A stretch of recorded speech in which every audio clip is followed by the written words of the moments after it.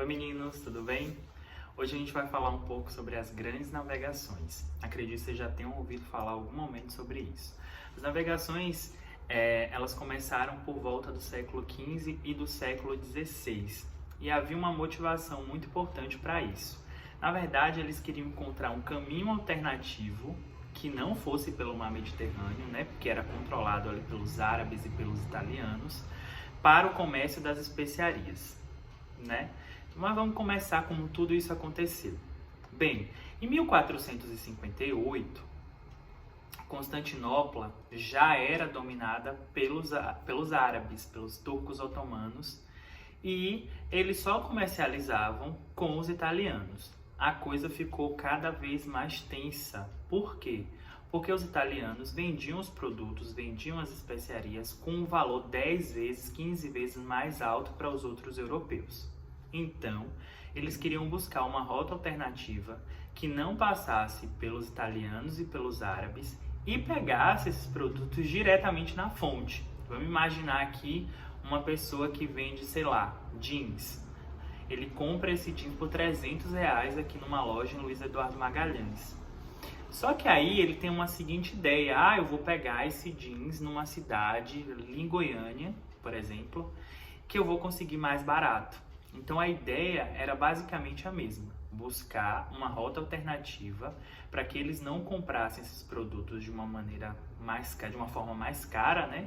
Mas que eles comprassem diretamente no produtor, digamos assim. E o que eram essas tão famosas especiarias? Adivinhem? Tempero. Os caras, eles navegaram ali para buscar tempero. Naquela época não existia geladeira. Então, a forma de fazer com que os alimentos eles durassem mais tempo era salgando-os ou defumando-os. Muitos desses alimentos também arruinavam, porque eles acabavam matando ali os animais, né? E esses animais essa carne desses animais apodreciam. E durante muito tempo a Europa tinha como base da sua alimentação a comer muita carne, né? Então essa carne ela acabava apodrecendo, e a única forma de fazer com que essa carne tivesse um sabor mais agradável, muitas vezes eles comiam a carne estragada, viu? Era colocando as especiarias, né? Além disso, a Europa ela vivia um momento muito tenso do esgotamento das minas de metais preciosos, como ouro e prata, o que iria provocar ali uma verdadeira sede por esses metais preciosos, né? Portugal e Espanha vão ser os primeiros países a reunir as condições favoráveis para essa navegação. Por quê? Ambos possuíam um estado centralizado, né? Eles já tinham um governo organizado, tinham uma geografia favorável porque eles estavam praticamente ali de frente para o Oceano Atlântico, e também eles tinham um conhecimento muito grande de mapas, instrumentos de navegação. Tá, mas como é que começam essas grandes navegações? Naquela época, eles acreditavam que a Terra era plana, exatamente. E por acreditar que a Terra era plana, semelhante ao formato de uma pizza, acreditavam também que o navio, navegando cada vez mais longe da costa, eles chegariam, né, ali no final da linha do horizonte e cairiam para um abismo sem fim. O Oceano Atlântico também era conhecido como Mar Tenebroso, porque, segundo as lendas, existiam ali criaturas estranhas, era povoado por monstros, existiam outros tantos perigos. Mas mesmo assim, eles começam a se dedicar nas atividades de navegação.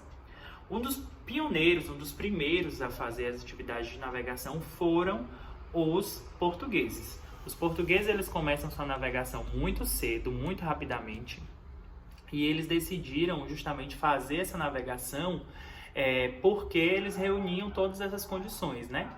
A primeira conquista que eles vão ter com as navegações vai ser a conquista de Ceuta. Ceuta fica onde hoje é a atual região do Marrocos, e vai marcar ali o início das expedições portuguesas em 1415.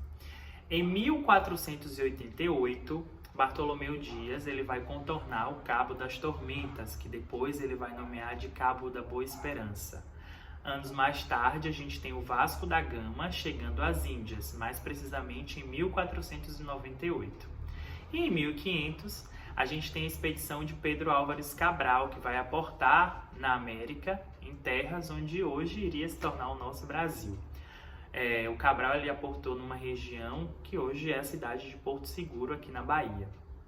Os portugueses, em toda a região do território, principalmente no território africano, né, porque a ideia deles era contornar o continente africano até chegar às Índias e ali buscar as especiarias, eles montaram ali pontos de comércio nesses locais onde eles paravam, criando assim um império comercial, que a princípio só tinha o interesse de exploração, mas que depois eles vão pensar em outras técnicas, em outras possibilidades de povoamento, mas de início era só para exploração, certo?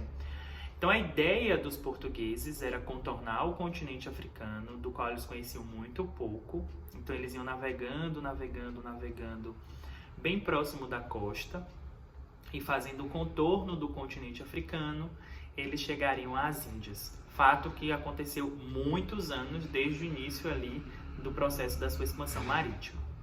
Já a Espanha, os espanhóis eles começariam o seu processo de expansão marítima apoiando uma ideia de um navegador que não era espanhol, era genovês, que era o Cristóvão Colombo.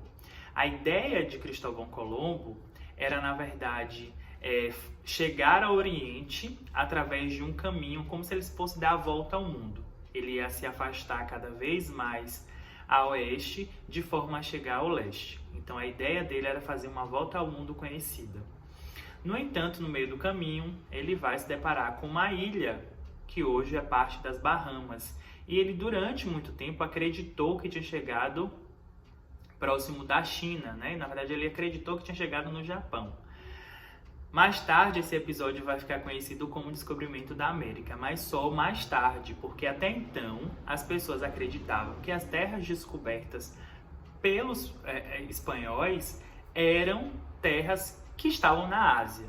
E aí Portugal vai reivindicar esse direito sobre essas terras e em 1494 eles vão assinar um tratado que ficou conhecido como Tratado de Tordesilhas, que dividia entre Portugal e Espanha todas as terras conhecidas através de uma linha imaginária, certo?